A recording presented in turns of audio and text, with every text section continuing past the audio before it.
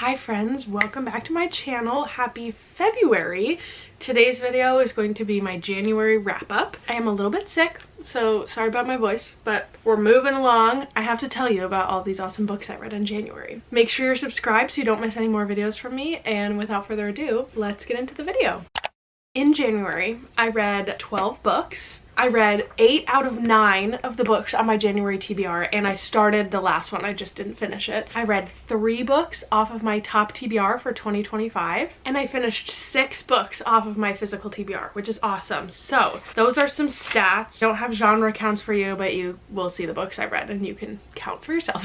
I'm just gonna go through these in chronological order, let you know what they're about, which ones I loved, and that's pretty much it. Let me know what your favorite book in January was. I'm always looking for book recommendations and would love to chat about books you've read. If you've read any of these books, let me know all that stuff in the comments. We can chat about books. So first book that I finished in January was The House of My Mother by Sherry Frankie. This is a memoir by Sherry Frankie, who was the oldest daughter of Ruby Frankie, who was a mommy vlogger. Her channel was called 8 Passengers, and in the past couple years she was arrested for child abuse among other things, and this is Sherry Frankie's story about what it was like to grow up in that house and her contentious relationship with her mom and the experience of growing up as a child vlog baby, pretty much.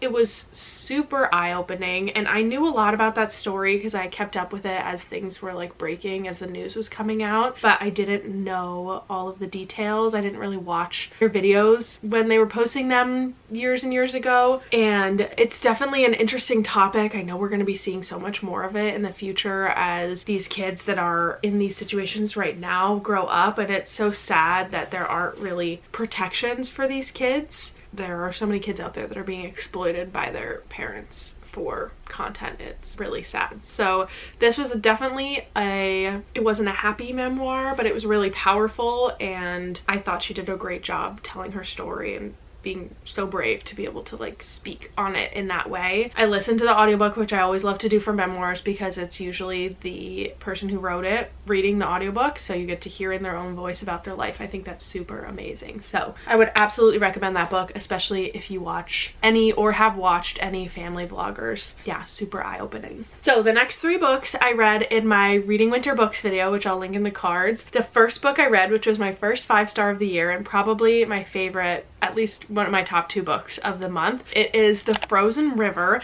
This is a story about a midwife in like 1790. She lives in Maine, and one day she's called to the tavern, pretty much in the town square, whatever, to identify this body that they found in the ice.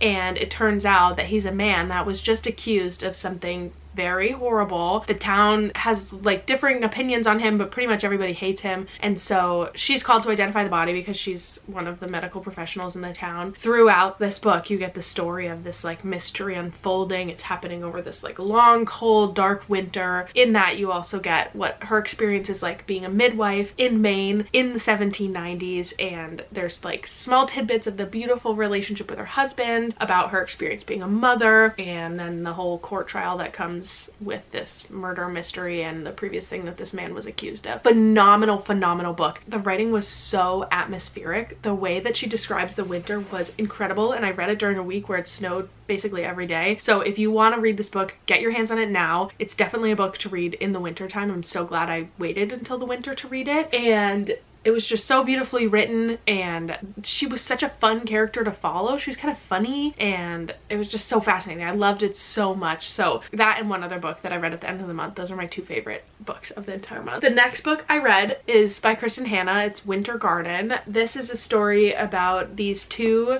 women whose mother is from Russia, and something happens in their family dramatic in the first like 100 pages. It doesn't say what it is on the back cover, so I won't reveal it, but through that they are growing their relationship with their mother, and she's telling them this fairy tale. That fairy tale is set during World War II in Russia, and then present day it's like 2000 with these women, and the women are going through things in their own life, so you follow them and in their relationships and families, whatever, and you're following them with their relationship with their mother and also you're getting this fairy tale. So my opinion on this was it kind of dragged on a little bit. I did like it at the end. It had a very classic Kristen Hanna ending, and the writing was great. Like, she's a really wonderful author, but it was a little bit boring. I didn't love the fairy tale, and I didn't love the way they portrayed it as a fairy tale, because in my opinion it was pretty obvious what it was. That's all I'll say. So not my favorite of the 3 Kristen Hanna books I've read, but I did still rate this a 3.75. The next book I read was The Life We Bury by Alan Eskins, and this is a story about a college student who has to interview an elderly person for a college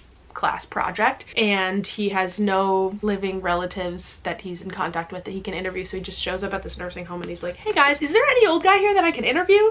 And they were like, yeah, there's only one guy here that can talk and remember things, but he actually was in jail for like 30 years for murdering this young girl. So you go through this story of him like trying to figure out what happened with this guy, and it becomes sort of like a detective-y, him trying to clear this guy's name, and then at the same time you're getting this kid's relationship with his mother, who's got her own problems, and his brother who's sort of being left in the dust by his mom. And so I don't know, I thought that he had potential to be like a very deep character because of all of the things that were going on in his life, and he kind of was just flat. The whole book was a little bit flat. By the end I was just like, okay, I just want to know what happened, and I didn't really like the way the ending was, so I rated this one a 3 stars. I wouldn't really recommend it. And there are some more books in that series that I will not be reading. Okay, next book I read, which was from my workbook club, is How to Love a Forest by Ethan Tapper. This is a nonfiction book about trees, and the person who wrote it is from Vermont, so it was kind of cool because I like understood a lot of the geography he was talking about. However, I felt like a lot of this book was written to be like a really long poem, is sort of what it felt like. It was very redundant, and he was just like going on and on about his relationship with the tree, but he has to cut them down to save the forest, but that's killing the forest and you shouldn't do that. And it was just a lot of back and forth, and I just like couldn't really be bothered.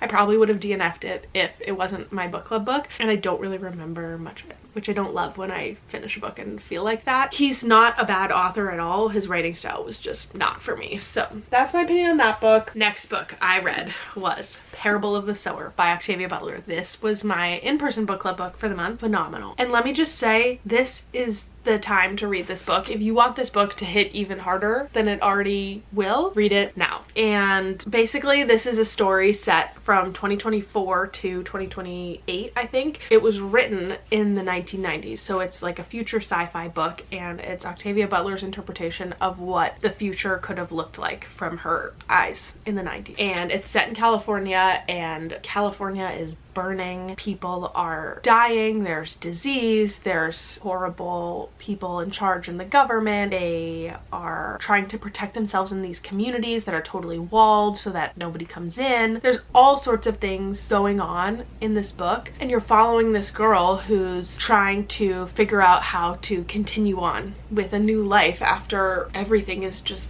collapsing around her. There is a lot of stuff in this book that feels super relevant to what's going on today. It was just like really heavy, but really well done. I will be reading the next one, which I've heard is intense. I would definitely recommend it. My one qualm with it, which is not like anything against Octavia Butler, but the main character is writing in like diary entries pretty much, and the style of that writing was very like formulaic and a little bit dry, but that was just the way the character was writing, so it wasn't like bad writing on Octavia Butler's part. It was just the way the character was supposed to be, so I don't think that was a bad thing necessarily, but after a while I was getting a little bit tired of it. But anyway, I rated this book a 4.5 stars. Must read. And I also read the graphic novel version of this book. If you're not wanting to read the whole book, the graphic novel version has most of the words from the book. It was so well done. I didn't find it to be super like gross. Like there's a lot of like dying, blood, fire, bad things happening in that book, but I didn't think that the graphic novel was too graphic, if you will. And it was an interesting format because you have like the people saying like text bubbles in the graphic novel, and then you have these little pictures of like a a journal entry on line paper, and I thought that was a really cool way to convey the story that was going on, since like I said, it was her writing in her journal. And I enjoyed the graphic novel version more. I rated that one 5 stars. I thought it was just a really, really well done portrayal of the book, and I would absolutely recommend getting your hands on a copy of that. The next 2 books I read were Hope Never Dies and Hope Rides Again. This is an Obama-Biden mystery series. It's like comedy fiction, pretty much. It read like fan fiction. They were very silly books. I did enjoy reading them. There were a lot of really ridiculous lines in the book. It felt very fan fiction. It's like POV Joe Biden. He's really sad that him and Obama aren't friends anymore, and then Obama shows up in his backyard one day and is like, Joe, your favorite Amtrak railway conductor, he just died, and we think he maybe was out to get you. And so they're trying to solve the mystery, and it's just ridiculous. It's very funny. If you're looking for like a little silly series, I would recommend these. This guy writes like spoof fiction. I rated them both 3 stars, but they were fun and silly reads. Next, I read Rest is Resistance. This is a short nonfiction book about how we as humans in society, especially in the United States, have sort of lost the concept of rest, and how by reclaiming that, if you will, we can be resistant to capitalism and hustle culture and all of those things. I do think that there was a lot in this book that I took away. I do feel like it could have used a little bit more like, here's what you can actually do, because there was some of that, but there wasn't any like, but then here's how you can also survive in society. And I don't know if that's just my capitalism mind talking, like I have to make money so I can pay to live in my apartment and pay for my car and pay for my food and all of that stuff. And there was a lot of like, people are working too hard and companies are demanding too much of you, but when you're 23, 24, you need to make money somehow. So anyway, that was my one qualm with the book, but I thought it was really well done. If you're looking for a book to sort of boost your spirits in the current state of things, I would recommend this one. Next book I read was Lincoln in the Bardo. This book, I didn't know what it was about going into it. I thought it was about Lincoln, but it's actually more about Willie Lincoln, which was Lincoln's son, his favorite son, according to all history reports, who died when he was very young. And this book takes place in the Bardo, which is sort of like this holding place between the afterlife and death. And I do think there was a lot in this book that went over my head, because I thought it was interesting. It was told from like different characters, and I listened to the audiobook, which was really great because it was like a full cast audio production and they're all sort of like talking and telling the story together. I thought that was a really interesting format. And then they had some chapters in that were like pulled from different like historical texts and stuff, which I also found interesting. But either I didn't get it or it was written in too confusing of a way. I think I just didn't get it, and I do think it was a very interesting concept. I think it was done pretty well, and I could have benefited from understanding more of what happened. So I rated this one a 3.75. I feel like I hyped this book up for a while and it didn't live up to the hype that I thought it was going to be, but it wasn't a bad book. So that's where I stand on this one. Last book I read in January, which was my other top favorite book in the month, was Sky Full of Elephants. This book was so good. This book is set in the US, and one day all of the white people walk into the nearest body of water and die. And so what follows is an exploration sort of what society would look like without white people. I think that is such an interesting concept to explore, and I think that this author did an amazing job writing what maybe would come of that. Basically, the main character that we're following is this man named Charlie, who was in jail for like 20 years because he was accused of rape when the event happened, is what they call in the book. Everybody gets out of jail and his daughter contacts him, and his daughter was raised by white